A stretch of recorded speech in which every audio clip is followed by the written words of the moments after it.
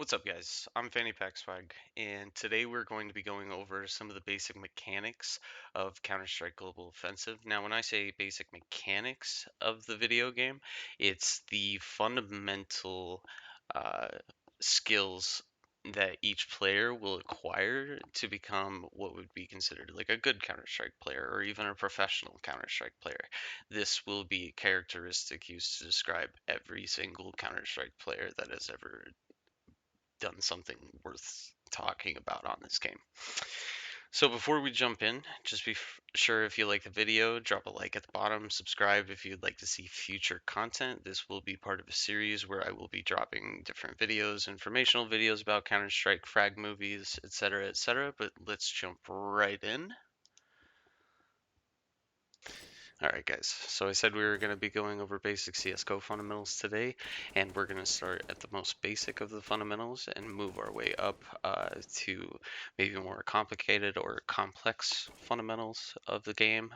They're still fundamental, but they just have more moving parts to them. The first one is the most basic of the basic, and that's just finding a crosshair that suits you. If you haven't already, I would recommend going into the workshop maps and downloading Crash's Crosshair generator. It's a free map. It makes it very easy for you to change out your crosshair and try out different things because you don't have to keep the same crosshair for the rest of your life. It's often a good thing to change if you feel like you're in a slump and you feel like changing something. Don't change your sensitivity because then you are going to be inconsistent. You're not going to be acclimated to your new sensitivity, whether you move it up or down. Simply just change your scenery and change your crosshair.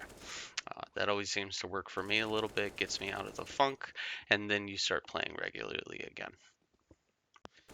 Alright guys, the second thing I'd like to go over with you today is something that most everybody is probably familiar with, but it still needs to be addressed and given its due time, and that is recoil control.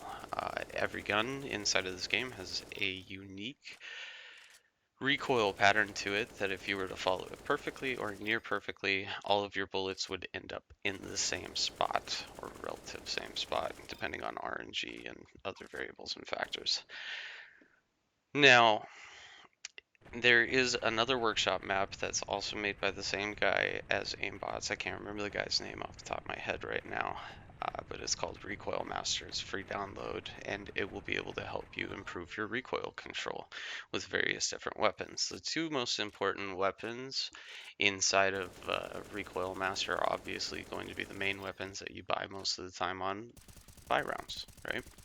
So that'll be either the M4A1S, the M4A4, or with recent changes to the money and to the power of the AUG, it could be the AUG as well, which is going to be one of your main weapons on the CT side. Obviously, the one on the T side is going to be your AK. I think it is also beneficial to learn the Krieg's recoil pattern because a fair amount of people do use the Krieg as well, from my experience. And that recoil pattern is vastly different than most recoil patterns, specifically the other rifles. So you at least want to be able to know how to handle it if you do happen to pick it up. Now, the exercise that will help you improve at Counter-Strike is not only whenever you are warming up or you're practicing your recoil to practice your main weapons, such as your M4 and your AK, but to practice the other M4 as well.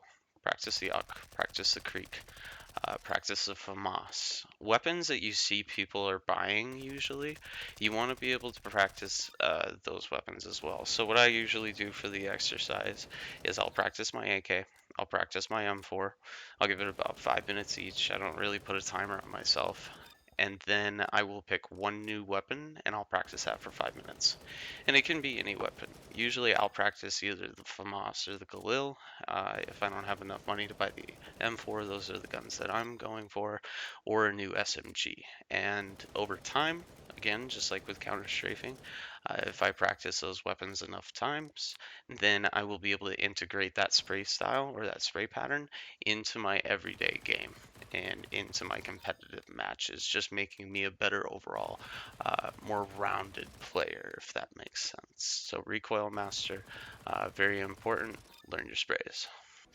The next workshop map that I'd like to go over is, as you can see at the bottom of your screen, Training Aim CSGO 2. I'll put that in the description as well. It's kind of a weird name. Um, Now inside of this workshop map, we'll be doing a few different exercises, so I'll just break it down how I go in tiers or in steps.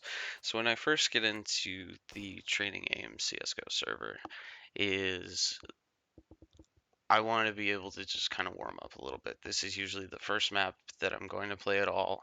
Just launching the game, this is the first place that I'm going to go. So I'm going to do the intensive fast aiming, usually 1 or 2 times, depending on how long or how short it is the first time. The second thing I'll do is I'll do 100 targets from either level 1 or level 2, just because I have to move my mouse farther, get my muscles warmed up, muscle memory going a little bit. And I do those targets, 100 targets at a delay of 0.25 and a static target duration of 0.50. That's a little bit fast. It's usually standard. Anything faster than that, you gotta have inhuman reactions. Slower than that, you can still work on it if you're at that level. Like, that's the level that you're at. That's perfectly fine. Work your way up, but that's just what I'll be using for this video. After I'm done doing the intensive fast aiming and 100 targets, I tried to integrate my spray control into my flicking as well.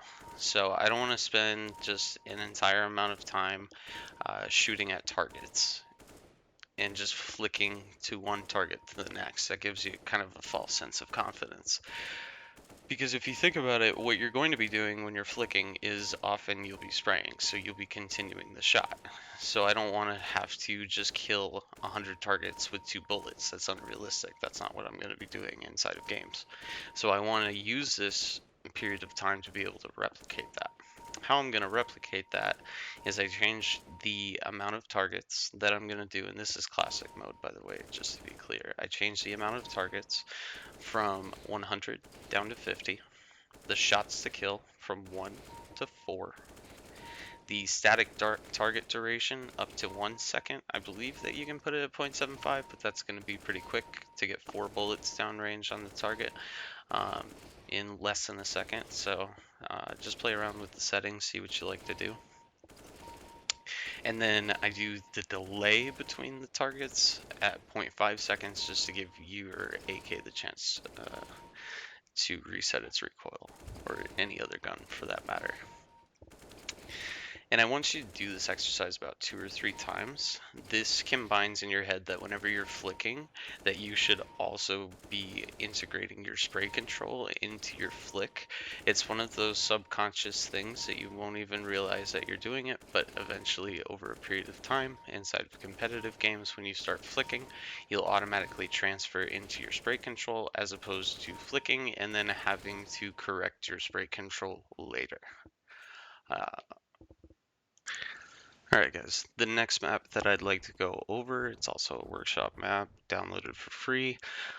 It's called Fast Aim / Reflex Training. You can see it at the bottom of your screen. I'll also put that in the description at the bottom. Primarily what I like to practice inside of this map is my spray transfers.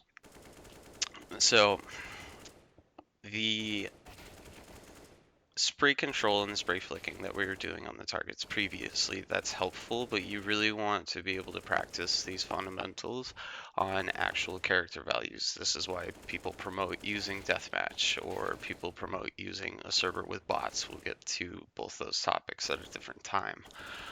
Not that I'm against them, I use them too. I just think that there's specific things that you should utilize for specific circumstances or for specific fundamentals, which is why I'm making these videos.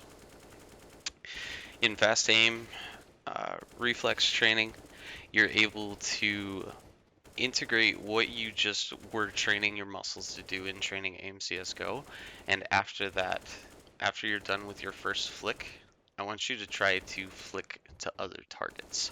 This is primarily how I train my spray transfers. So if there's multiple targets coming at you, let's say that you're on the B site inside of cache, there's multiple targets coming at you, they just came out of B main, 3 of them, you want to be able to at least have the fundamental skill to be able to flick between those targets if they give you the opportunity to land yourself a 3K, and probably an MVP star, some R dubs, depending on what client or what service you're playing on.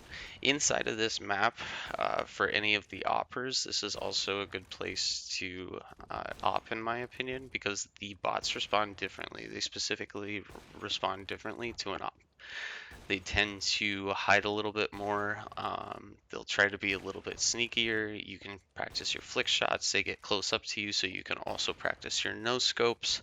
It's just a good place for an opper to be able to continuously hit shots and try new things and alternate between different things. You might have to scope on one shot, and then you might have to take a no scope on another. It just provides a good balance there. But for everybody else, I think that this is a great place for you to be able to practice your spray transfers along with just your regular recoil control. Is something called counter strafing. Now, inside of Counter Strike, as most of you are familiar, you're very inaccurate when you're running, so it's in your best interest to stand still while you are engaging with your target. Now, at the same time, that has to be balanced between number one, you want to be accurate, but number two, you also don't want to make things easy for your opponent by standing in the same place the entire time. That's where counter strafing kind of fills the gap in between standing completely still as soon as you see an opponent versus not stopping to move or not stopping moving to engage them at all. It's that perfect bridge right in the middle.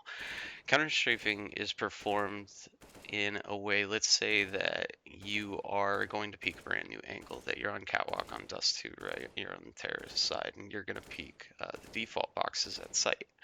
Now, instead of holding W and A to run out and to just peek, because it takes a longer period of time for you to stop running forwards, as opposed to whenever you were just pressing the A key or the D key and running left to right. So instead of holding W and A to peek out default and eventually just get picked off by somebody who's playing sight and holding an angle, you can first shoulder peek and get some information, see if you can draw out an op shot or a rifle. And then the second thing that you can do after you've shoulder peeked is to continuously just hold the A key to continue to peek new angles. And whenever he pokes his head up or whenever he wide swings on you, while you're holding A, that's when you hold D to bring yourself to a stop quicker. It'll increase your accuracy or your first bullet accuracy, and it'll almost look like to the other person that you were running while you were shooting them, similar to how a pre-fire on another person's screen, like if I pre-fire you and I was to go back and watch the demo, it would look like you would start shooting before you even came around the wall. Not necessarily a huge amount of time before you came around the wall, but it would be noticeable enough uh, to see that you had little chance to be able to react. So it's an equivalent there. It is something that you want to practice, I would say, at least once a week just to stay sharp on it. And the way that I would practice this is inside of Aim Botz. Aim Botz is a workshop map that you can download for free. And as you have been watching me just kind of play through, that's how you practice your counter strafing, or at least that's how I practice my counter strafing. Um, so the more that you just sit inside of Aim Botz and perform the mechanics that I'm showing you, the more often that you do it, the easier it's going to be to integrate in your play style, even when you're in a competitive match. All right, so those are all of the fundamentals that I have for you in this particular video today.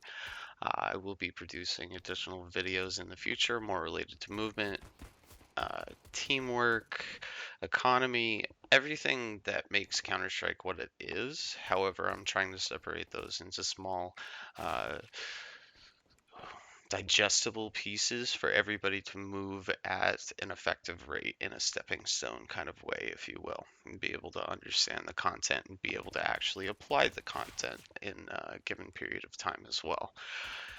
So when it comes to applying this content, I would recommend that you engage in these practices, make it a half-hour thing, at least once a week, depending on how much you play.